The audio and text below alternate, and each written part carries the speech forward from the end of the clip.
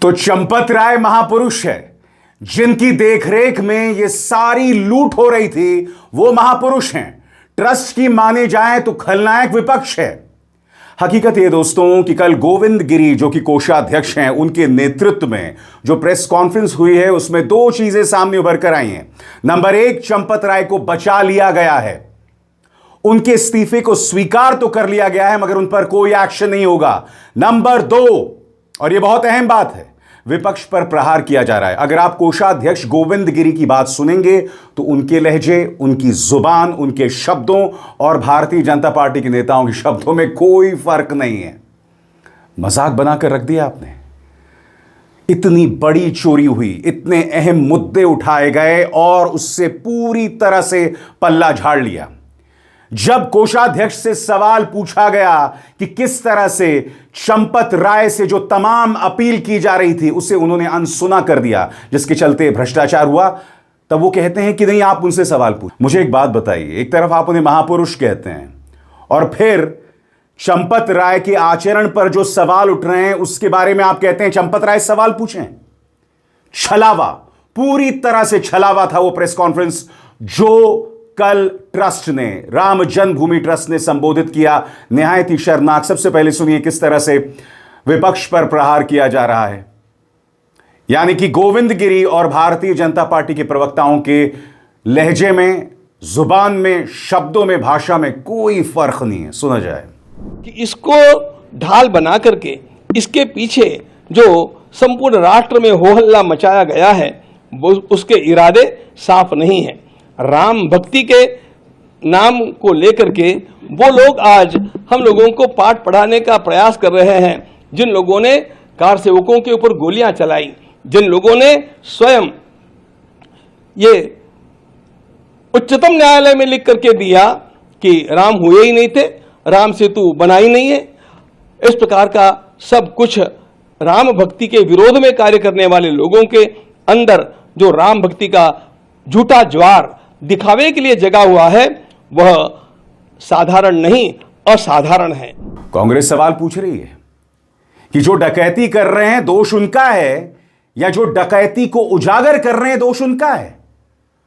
मुद्दा यह नहीं है कि कोई आस्तिक है कोई नहीं है। सवाल यह है कि अगर डकैती हो रही है और वो डकैती जो भी सामने ला रहा है उसे लाने का अधिकार है, मगर ट्रस्ट अपनी जिम्मेदारियों से बच रहा है। सुनिए पवन खेरा ने किस तरह से प्रहार किया। तो नृपेंद्र मिश्रा थे ना उस वक्त गोली चलाने वाले, उनको तो आपने ट्रस्ट में सर्वे सर्वा बना रखा था। नृपेंद्र मिश्रा क्या थे उस वक्त जिस वक्त गोली चली थी? ये नहीं बोलेंगे ये लोग। तो इनकी लफाजी, इनके ढोंग, इस पे मेरे से बात मत करवाइए। हकीकत यह है कि ये एक मंदिर जिसको प्रधानमंत्री कार्यालय और संघ सीधे सीधे इस प्रोजेक्ट पे निगरानी रखता था और रखता है, आज भी अपनी मुट्ठी में रखा हुआ है। तो जिम्मेदारी क्या प्रधानमंत्री की नहीं होती? क्या जिम्मेदारी मोहन भागवत की नहीं होती? नहीं, आस्था को आप लोग कमजोर कर रहे हैं या आस्था की पवित्रता को बरकरार रखने की मांग जो डकैती कर रहे हैं आस्था के नाम पर, वो आस्था को मजबूत कर रहे हैं, और जो उन डकैतों पर सवाल उठाते हैं वो कमजोर कर रहे हैं। कमाल का सवाल पूछ रहे हैं आप। जब गोविंद देव जी गिरी जो कोषाध्यक्ष हैं वो कहते हैं कि हिंदुओं को बांटने की कोशिश हो रही है। आज मैं देख रहा था टीवी पे फुटेज आ रहा था, 1-1.5 करोड़ की गाड़ी में गोविंद गिरी जी जा रहे थे इस बैठक में, वेलफायर या कुछ ऐसी गाड़ी थी, और कहते हैं साहब मेरा तो कोई रोल ही नहीं था, मेरे तो हस्ताक्षर ही नहीं होते। हिंदुओं का ठेका लेने वालों, तुम दूर हो जाओ। हिंदुओं को सबसे बड़ा खतरा इन्हीं तत्वों से है, वो विश्व हिंदू परिषद हो और राष्ट्रीय स्वयंसेवक संघ हो। आम आदमी पार्टी नेता संजय सिंह जो इस मामले में काफी सक्रिय रहे हैं वो भी सामने आए हैं। उन्होंने कहा कि पुराने जमाने में जय भवानी का नाम लेकर डकैत जो है वो डकैती किया करते थे, अब वही हो रहा है। श्री राम का नाम बदनाम किया जा रहा है। और यहां पर सवाल संजय सिंह का सीधा प्रधानमंत्री नरेंद्र मोदी से। सुनिए उन्होंने क्या कहा। पुराने जमाने में आपने सुना होगा और फिल्मों में भी देखा होगा, जय भवानी के नारे लगा के डाकू आते थे, एक बड़े समूह में आते थे और पूरा का पूरा गांव लूट के लेके चले जाते थे, डकैती डालते थे, मारते थे, पीटते थे, लोगों को हत्याएं करते थे। और उन डकैतों के खिलाफ पुलिसिया कार्रवाई होती थी।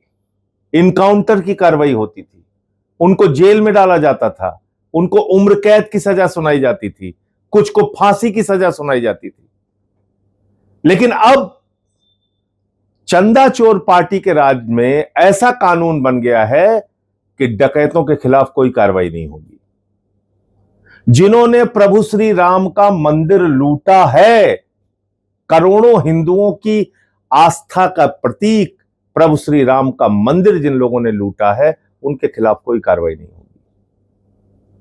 आज ट्रस्ट की बैठक थी, चंपत राय का इस्तीफा हो गया, अनिल मिश्रा का इस्तीफा हो गया, इस्तीफा मंजूर हो गया साहब, जश्न मनाइए, इस्तीफा मंजूर हो गया।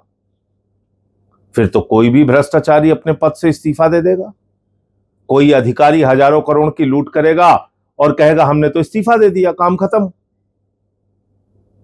क्या उसको उसके भ्रष्टाचार की सजा मिली? तो मैं चंपत राय के मामले में पूछना चाहता हूं, अनिल मिश्रा के मामले में पूछना चाहता हूं, इनके खिलाफ कार्रवाई क्यों नहीं हो रही है? और मेरा यह सवाल सीधे मोदी जी से है, क्योंकि यह ट्रस्ट आपने बनाया मोदी जी, चंदा चोर पार्टी के मुखिया ने यह ट्रस्ट बनाया है। आप बताइए, इन लोगों के खिलाफ क्या कोई कार्रवाई नहीं होगी? किस किस प्रकार से प्रभु श्री राम के मंदिर को इन्होंने लूटा है। निर्माण कार्यों में 40-40% कमीशन देने की बात सामने आई, जमीनों की खरीद में करोड़ों करोड़ रुपए पानी की तरह बहाने की बात आई, करोड़ों का भ्रष्टाचार किया गया जमीन खरीद के नाम पे, चढ़ावे में सैकड़ों हजारों करोड़ की चोरी की बात सामने आ रही है। और अब एक जरूरी संदेश, सच के इस सफर में मेरा साथी बनिए, मेरा चैनल ज्वाइन कीजिए और इनमें से एक विकल्प, एक ऑप्शन चुनिए। शुक्रिया। सबसे बड़ी बात, जब कोषाध्यक्ष से चंपत राय के बारे में पूछा गया, उनके आचरण के बारे में पूछा गया, तो उनका कहना था कि यह सवाल आप उनसे पूछिए। बड़ा प्रश्न, आप एक प्रेस कॉन्फ्रेंस करने बैठे हैं, आपने चंपत राय का इस्तीफा मंजूर कर दिया, वो चंपत राय जिसे आप महापुरुष बता रहे हैं। मैं मजाक नहीं कर रहा हूं दोस्तों, चंपत राय को गोविंद गिरी ने महापुरुष करार दिया। यह मजाक चल रहा है क्या कोई? और फिर जब चंपत राय के आचरण पर सवाल किया जाए तो आप कहते हैं आप उनसे सवाल पूछिए। कल शाम की जो बैठक थी, जो बुलाई गई, उसका मकसद था जो गड़बड़ हुई है उसे सामने लाइए, जो दिक्कतें हैं उसे सामने लाइए। आपने चंपत राय को सिर्फ बचाने का काम किया है, उन्हें महापुरुष बताकर। सुनिए क्या कहा गोविंद गिरी ने। ट्रस्टियों ने विश्वासघात नहीं किया है, ध्यान रखना। यह विश्वासघात जो हुआ है, ये हमारे चंपत राय जी के, जो स्वयं एक अत्यंत श्रेष्ठ महापुरुष है ऐसा हम मानते हैं, उन्होंने गलत लोगों का विश्वास किया और उन लोगों को इतने वर्षों तक अपने पास पाला, उन लोगों के द्वारा किया गया ये ट्रस्ट का विश्वासघात है। चंपत राय जी की ओर से वीडियो जारी की गई और कहा गया कोई उल्लेखनीय बात नहीं है, ये ऑडिट चल रही है, उसके बाद जो है अब इस तरीके का कृत्य हो रहा है, क्या कहेंगे? वो उन्होंने अपनी कल्पना से दिया होगा। महाराज जी, कुछ लोगों का आरोप है कि कुछ लोगों ने चंपत राय जी से शिकायत की, फिर उन लोगों को काम से हटा दिया गया। वो लोग ये प्रश्न आपको प्रश्न चंपत राय जी से पूछना चाहिए, ये मुझे नहीं पूछना चाहिए। वो तो अभी तक सामने नहीं आए। हाँ, तो हम उनसे पूछेंगे। और सबसे बड़ी बात, जिन लोगों को चंपत राय की जगह लाया गया है या जिन्हें नई जिम्मेदारियां दी गई हैं, उनके अपने आचरण पर सवाल है। कांग्रेस ने कुछ फैक्ट्स सामने रखे हैं और मैं चाहता हूं इसका जवाब ट्रस्ट दे, राम जन्मभूमि ट्रस्ट दे। मैं एक बात स्पष्ट कर दूं, जो बात यहां सुप्रिया सुले रख रही हैं, इसका जवाब ट्रस्ट को देना चाहिए। यह सही है या गलत है, क्योंकि जो दावा यहां पर कांग्रेस कर रही है वो हैरत अंगेज है। गौर फरमाइए सुप्रिया सुले क्या कहती हैं। राम मंदिर में हुई डकैती के बीच चंपत राय ने तो बचने के लिए ट्रस्ट से इस्तीफा दे दिया, लेकिन ट्रस्ट में लाया किसे गया? बजरंग लाल बागरा को। इनको सीवीसी ने 2 घोटालों में क्लियरेंस नहीं दी थी, जिसके चलते इन्हें नालको के सीएमडी पद से हटा दिया गया। प्रभुराम के ट्रस्ट के लिए घोटालेबाजों, जालसाजों और दागदार लोगों को छोड़कर एक बेदाग आदमी नहीं मिल सकता। पाप यह है। और यहां पर बाकायदा कांग्रेस ने यह सबूत पेश किए हैं, जिसमें उन्होंने नाम दिए हैं SN Johri, SK Tamotia, C Venkataraman, AK Srivastava, BL Bagra, tenure यानी कार्यकाल 2011 से 2012 के बीच, और चार्जेस यानी आरोप, allegations of involvement in lime slurry procurement and ash pond disposal contract, यानी कि जिस तरह से लाइम स्लरी को हासिल किया गया था उसमें गड़बड़ झाले का आरोप है बागरा साहब पर।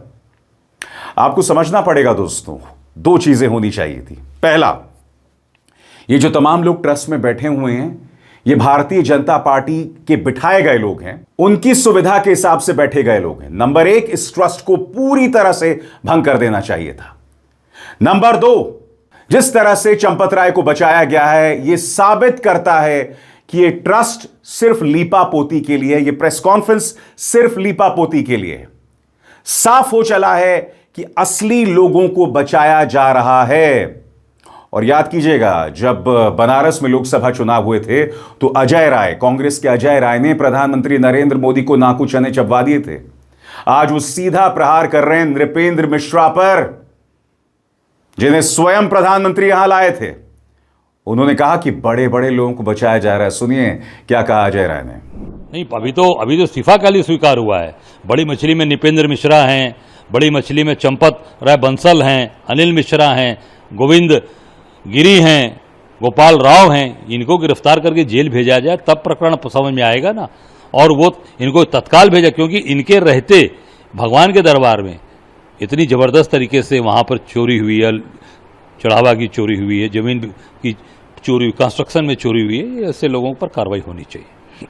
कोई संतुष्टि नहीं है। ये चोर चोर मौसेरे भाई वाली बैठक है, चोर चोर मौसेरे भाई वाली बैठक है, क्योंकि वही लोग हैं जो उसमें शामिल रहे हैं। तो इस पूरी जो इनकी ट्रस्ट की जो इनका जो बॉडी है इसको तत्काल भंग करें, डिसॉल्व करें।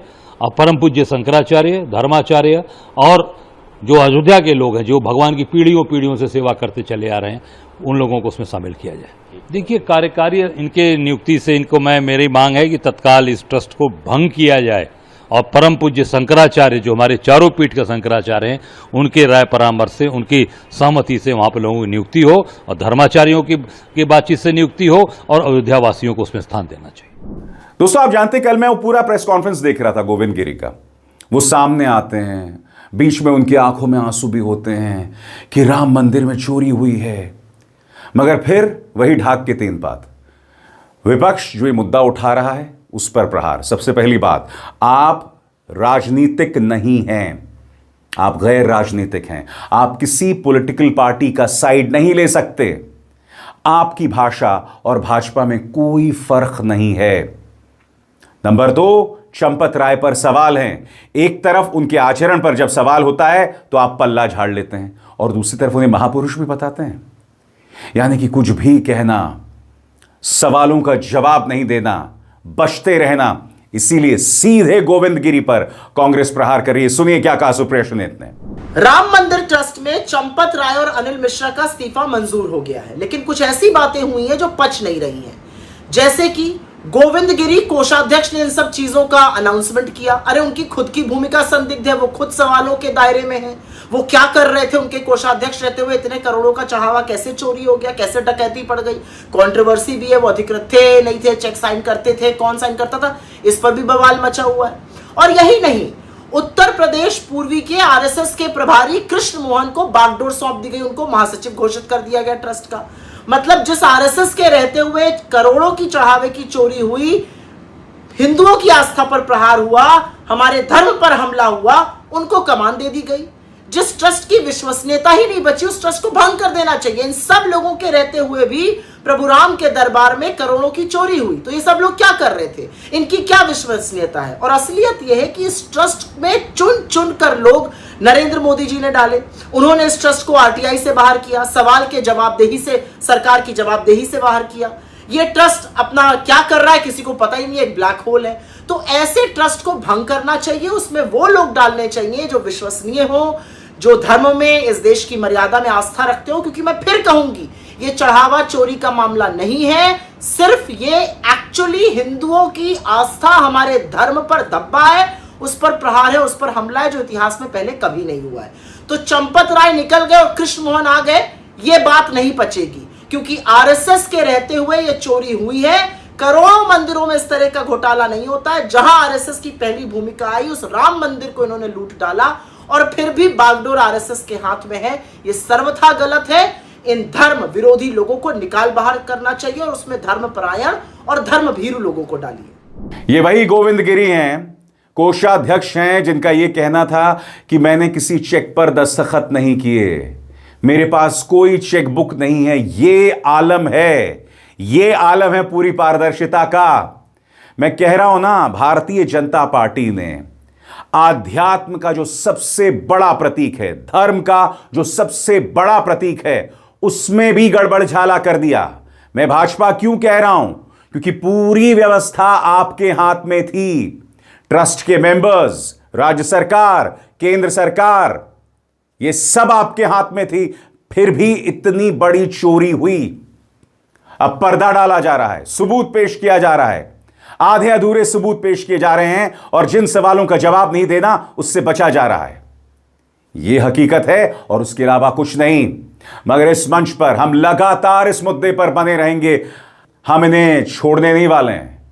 लगातार पैने सवाल करते रहेंगे जो पत्रकारिता में मेरा धर्म है, बशर्ते ये लोग अपना धर्म भूल गए थे। अभिसार शर्मा को दीजिए इजाजत। नमस्कार।